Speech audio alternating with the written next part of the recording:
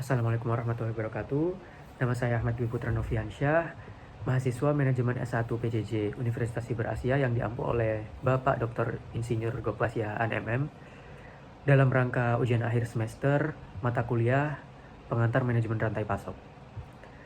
Dalam kesempatan kali ini saya akan mereview paper yang telah saya baca. Dari 5 paper nanti saya akan menjelaskan satu persatu mulai dari latar belakang penulisan paper hingga implikasinya. Yang pertama, dalam paper yang berjudul Optimalisasi Manajemen Rantai Pasok pada UMKM Batik Koja Kabupaten Pangandaran, Provinsi Jawa Barat yang ditulis oleh Rudi Supriyanto Ahmadi dan kawan-kawan. Penelitian ini berangkat dari permasalahan yang dihadapi oleh UMKM Batik Koja, khususnya ketergantungan yang tinggi terhadap pemasok bahan baku dari luar daerah. Kemudian tujuan utama dari penelitian ini adalah untuk memberikan edukasi serta pendampingan kepada pelaku UMKM Batik Koja agar mampu memahami serta menerapkan prinsip-prinsip manajemen rantai pasok secara lebih optimal. Metode yang digunakan dalam penelitian ini adalah pendekatan kualitatif dengan observasi lapangan, wawancara langsung dengan pemilik usaha, kemudian terdapat studi literatur untuk mengidentifikasi kondisi aktual rantai pasok pada Batik Koja.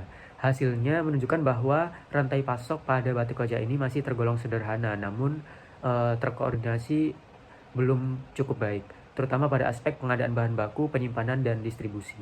Melalui edukasi SCM, pelaku UMKM mulai memahami pentingnya efisiensi aliran barang dan informasi, pengelolaan persediaan, serta penerapan strategi seperti postponement yang dapat meningkatkan fleksibilitas produksi dan menekankan biaya. Implikasi dari penelitian ini menegaskan bahwa penerapan manajemen rantai pasok yang lebih optimal tidak hanya meningkatkan efisiensi dan kualitas pelayanan kepada konsumen, tetapi juga memperkuat daya saing serta membuka peluang keberlanjutan usaha UMKM Batik Koja dalam jangka panjang. Untuk paper yang kedua sendiri, dengan judul Penyusunan Strategi Rantai Pasok Komoditas Sayur Menggunakan Analisis Struktur Biaya Logistik, yang ditulis oleh Melinda Sugiana Darmawati dan kawan-kawan. Paper ini dilatar belakangi oleh tingginya konsumsi sayur di Pulau Jawa, termasuk di daerah Yogyakarta, yang menuntut rantai pasok efisien untuk menjaga kontinuitas pasokan. Namun karakteristik sayur yang mudah rusak menyebabkan biaya logistik yang tinggi serta ketimpangan distribusi nilai antar pelaku, terutama petani yang menerima margin paling kecil. Penelitian ini bertujuan untuk mengidentifikasi struktur rantai pasok komoditas sayur serta menganalisis biaya pada setiap tier. Metode yang digunakan adalah pendekatan kuantitatif deskriptif dengan data primer dari 197 responden di wilayah Magelang, Boyolali, dan Sleman.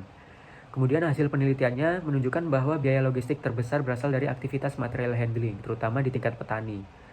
Untuk implikasinya, pemahaman struktur biaya ini menjadi dasar perumusan strategi rantai pasok yang lebih tepat sasaran, seperti penguatan aktivitas pasca panen di tingkat petani dan penyesuaian mekanisme pengadaan pada tier pengumpul dan pedagang.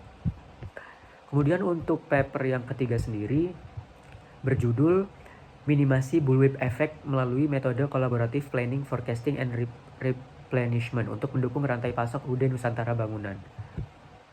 Nah, paper ketiga ini dilatar belakangi oleh tingginya bullwhip effect pada UD Nusantara Bangunan akibat lemahnya pengelolaan permintaan, forecasting, dan perencanaan pembelian yang kemudian berdampak pada penumpukan stok hingga 80%, serta meningkatnya biaya penyimpanan.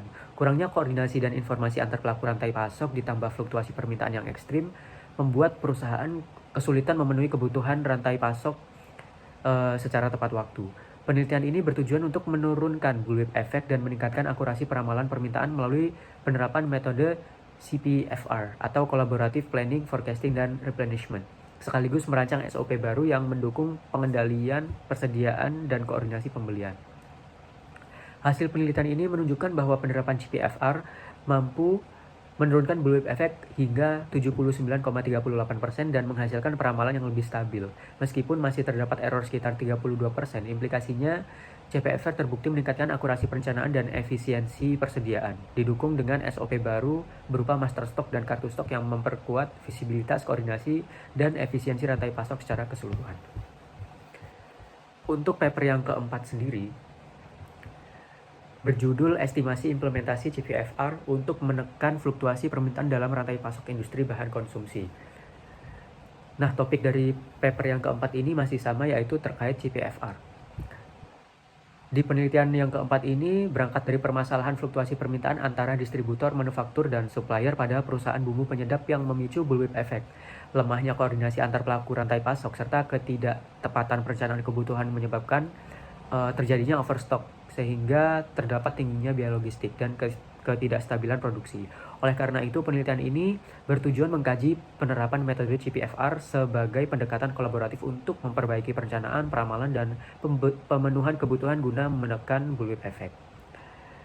Hasilnya menunjukkan bahwa sebelum CPFR, seluruh produk memiliki bullwhip effect di atas 1. Namun setelah penerapan CPFR, nilainya turun menjadi di bawah 1, menandakan variabilitas permintaan berhasil dikendalikan. Implikasinya, CPFR terbukti meningkatkan stabilitas rantai pasok, menekan biaya persediaan, serta memperkuat koordinasi dan efisiensi operasional perusahaan.